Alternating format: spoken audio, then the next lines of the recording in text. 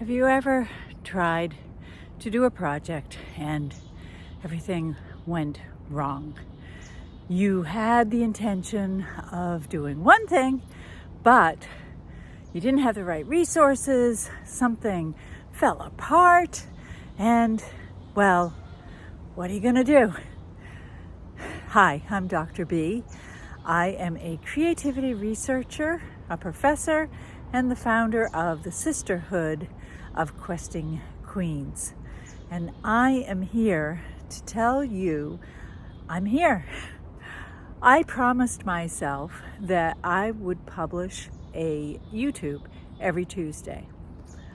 I recorded a really nice video yesterday morning, and then I started editing it, and I'm using a paid program that I do like and appreciate, but I feel like something went wrong. Things got too complicated. I have a vision in mind of what I want this video to look like. There's some B-roll that I want to add in. There are some images that I want to superimpose. I don't know how to do that. I have, but for some reason, it just wasn't working today. And now it's already 3:55, and I promised myself I would publish a video every Tuesday. So here I am. When that happens, when you are starting on a creative project and something goes wrong, something doesn't go according to your plan, there are several different things that you can do. Well, one is scrap it. Put it in the bin, as they say in England. Just get rid of it, delete it. I'm not going to do that with this other video that I was recording.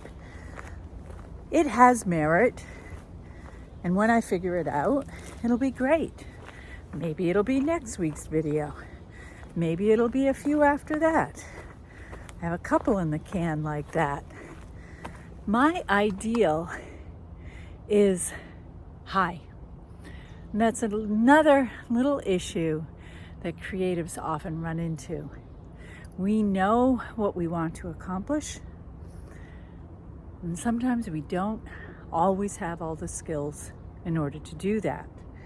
Ira Glass from NPR's This American Life spoke about that many years ago, and he said that creatives, artists, musicians, actors, writers, any sort of creative act, often find inspiration in those who are masters, those people who have published or had paintings and galleries and shows, acted on stage, but those people have spent years perfecting their craft.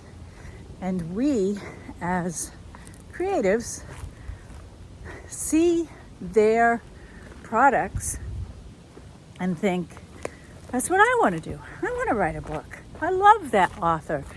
I can write. I'll figure it out. When you reread what you have written, you come to this realization that, not quite there yet.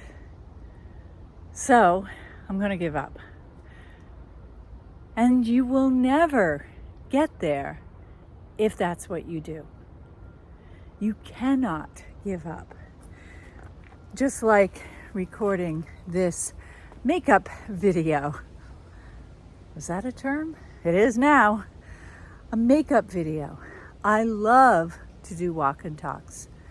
I find that my brain can sift through all of the myriad chaos that is in my head, and for some reason when I'm moving my body, things shift out and settle in so that they actually make sense. I'm going to include some little side notes here. See this tree? This is one of my favorite trees to walk between.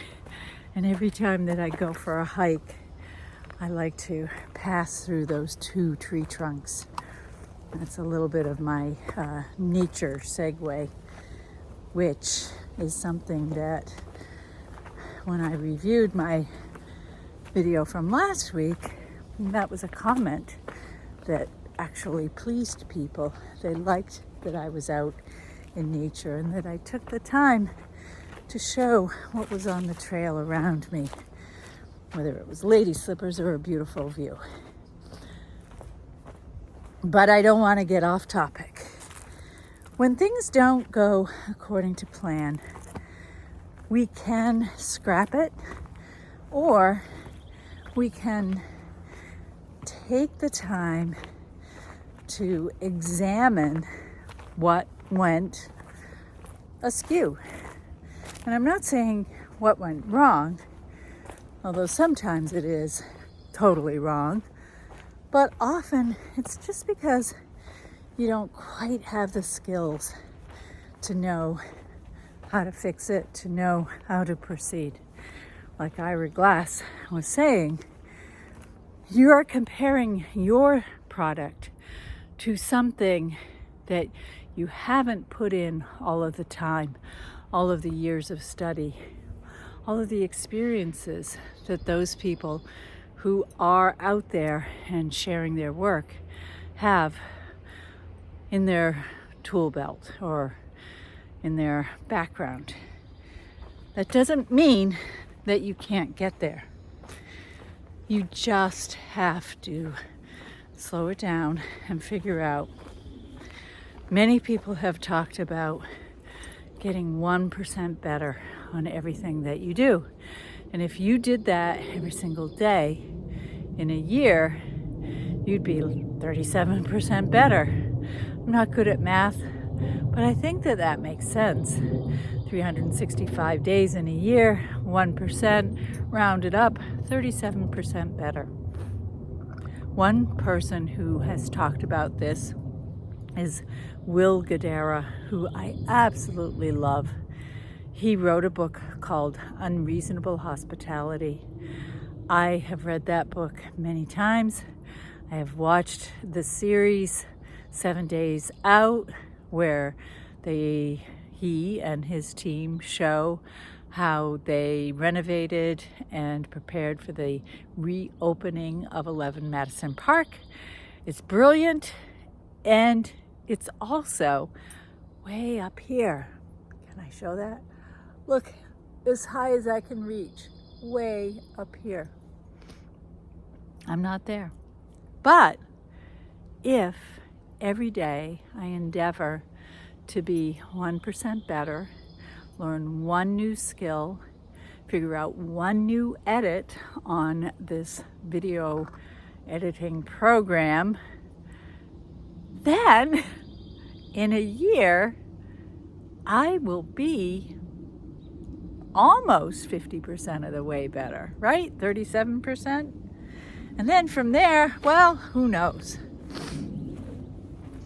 I decided instead of giving myself an extra day for this video editing so that I could fulfill my promise to publish every Tuesday, instead of that, publishing on Wednesday, I'm doing a walk and talk. I love doing these. I'm not the only one that does them. A famous YouTuber that I also greatly admire is Rob the Maritimer. And he talks often about how to do YouTube better. He has live YouTubes. Haven't seen any of those myself, but I have hosted because he said you should do that. I will be doing that more in the future. Today I just wanted to talk about this concept of not giving up. The video that I was going to publish today talked about a framework that basically gelled together for me in about the last week. And when I say gelled together, that means that parts of it became clear to me, whereas before I had been following this framework, but it didn't have a name and it didn't have the specific elements that now it does have. This gelling, this crystallization came about after watching another video. I think her name is Cindy Bider. I wrote about her in my newsletter last Friday. She referenced other people, industry leaders, who teach and who espouse other frameworks, whether it's Tiago Forte and his PARA framework for organizing files, for getting things done, and PARA stands for Project Area Research Archive. I use this system myself, and I know that it's very helpful. Other frameworks that Cindy discussed in her video, one of them was Marie Kondo and her question for what stays in your home, does it spark joy? My framework, and the one that I was trying to convey in this complicated video, is the braid compass. I will go into that in much more detail in that other video, but braid stands for begin, reflect, act, invite, and deliver. What I'm doing today is delivering the D in the braid. And I'm calling it the braid compass because it's not so much a framework, and I think of frameworks as kind of technical and having specific parts, always following a certain format. The braid compass is more providing you with a tool for navigation. Perhaps one of the most important parts of the braid compass is the I for invite. This video, I invited the public, those people that might be out there, might find me and follow me and look for inspiration that I provide. My transformation that I offer is for women of a certain age. I had to wait for someone with a dog to pass by. They were delightful. But back to the video for all of its blips and additions and whatever. Creative women over 50 are often in a point of transformation, transition. They are seeking recognition for things that came from their past, that have a foundation in their earlier life. They are looking ahead to other endeavors. They may have a calling to do art, in any of the art forms, but they often are seeking things like permission. That's one of the things that I work with women over 50 in the Queen to Queen coaching. The transformation that I like to share is from creative longing to creative belonging. I want to build a community. I want to build relationships between us women over 50 who share a desire to be more creative. And creativity comes in many different sizes and shapes and colors, and it all matters. It matters to you, it matters to me. And I'm going to take another little side trip and show you a beautiful mountain laurel. Look at those. They are so gorgeous. Like the lady slippers, they don't bloom for all that long, but when they do, they are just such a delight out on the trails. The transformation from creative longing to creative belonging can happen with the support of just one other person, your sister. I'm your sister. Together, we can accomplish great things. Just think of a community of 8 or 80 or 800 creative women over 50. The I in the braid stands for invite, and I sent this invitation out to the universe because I knew for myself, if I made it public that I was going to publish a video every Tuesday, that I had to do it. I had to deliver, which is the D in braid. I did begin. I began last week with the idea. I fleshed it out with my newsletter. And it began even before that. That is a specific thing, trying to crystallize that framework. It relates to all kinds of other creative activities as well. You're a gardener. You begin by planting seeds, maybe in March, indoors under a grow light. And once you have begun, take the time to reflect, to think about what is working, what isn't working, and what you could do differently next time.